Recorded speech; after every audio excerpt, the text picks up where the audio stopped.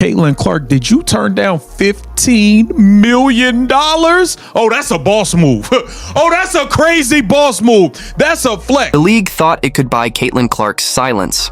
They dangled a $50 million contract, the biggest in WNBA history, expecting her to sign, smile, and stay quiet.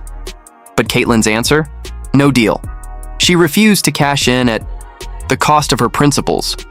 She won't be bought off by politics, mismanagement, or fake promises. Think about that.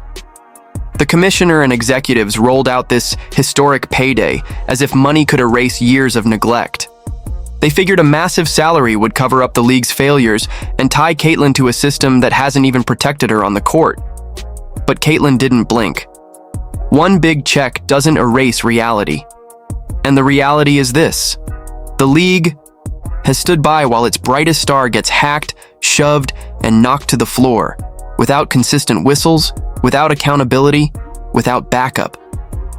Fans see it, broadcasters see it, and Caitlin sees it most of all. Get a lot of people in foul trouble with how physical she is. Sun turn it over for a fifth time. Look back at her first 2 seasons. It was chaos from the start. Cheap shots piling up, dirty plays dismissed as just part of the game. Bria's foul ignored. Sophie Cunningham barreling into her, shrugged off. Lexi Hull's collision that nearly sidelined her, barely a whisper. Night after night, Caitlin was the one on the floor while refs swallowed the whistle. That's not tough competition, that's negligence. And it wasn't just physical. The politics hit too. Brittany's digs, race being dragged into the conversation. Fouled out, had 6, and it was the ticky-tack fouls, and again, Caitlin Clark. The moment Caitlin rose to stardom, instead of celebrating the energy she brought, the record crowds, the ratings, the new sponsorships, too many voices tried to tear her down. Now, add that to a league with shaky credibility. Inconsistent officiating, stars throwing elbows and grabbing jerseys without consequence. Fans notice, media notice. And Caitlin notices most of all.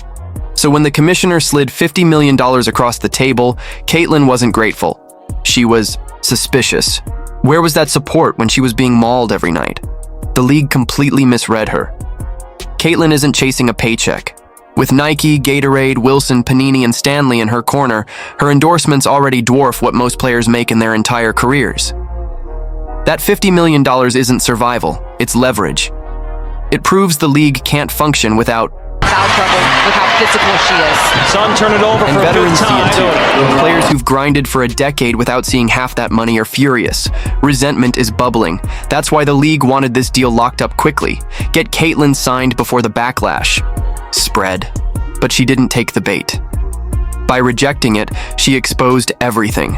The commissioner's desperation, the hypocrisy of teammates who benefit from her star power while criticizing her. It's not doing great. The officiating failures that put her at risk, and the fragile ground the WNBA is standing on. Fans online exploded the moment word broke. Some called her reckless, others praised her courage. But everyone had an opinion. That's how seismic this moment was. It wasn't just a contract decision, it was Caitlin Clark showing she can't be bought. Not even with $50 million. Meanwhile, the panic inside league offices was obvious. This wasn't about money, it was about power. Executives assumed they held the upper hand. Instead, Caitlin reminded them, control isn't purchased, it's earned. And the league hasn't earned hers. She's bigger than their biggest offer. And by saying no, Caitlin kept the one thing money can't buy: her freedom. This rejection isn't the end, it's the beginning. By walking away from $50 million, Caitlin Clark just flipped the power dynamic of the entire WNBA. She proved she's not just the league's brightest star, she's the one holding all. The leverage. Think about it. The WNBA needs her more than she needs them. Attendance records? That's Caitlin. National TV deals? Driven by her games. Merchandise sales? Exploded because of her. Even casual fans who never watched women's basketball before are tuning in because of the Clark effect. She's the engine, keeping the league alive, and she knows it, By saying no, she didn't lose money, she gained control. Every sponsor that lines up at her door knows she's not trapped in the league's system. Every player who doubted her now sees she's playing on a different level. And every executive scrambling in their offices realizes one thing. If Clark walks away, the WNBA crumbles. This isn't just about basketball anymore. This is about power, influence, and legacy. And for Clark, the message is crystal clear. You can't buy her. At the end of the day, this moment will be remembered as a turning point. Clark didn't just reject $50 million, she rejected being controlled. She showed the world that her value can't be defined by a single contract or by the league itself. Fans are stunned. Critics are scrambling for answers, and the WNBA now faces a reality it can't escape. The Clark effect is bigger than the league. Whether she stays, walks away, or forges her own path, one thing is clear. Clark is rewriting the rules of women's basketball forever. This isn't just a story about money.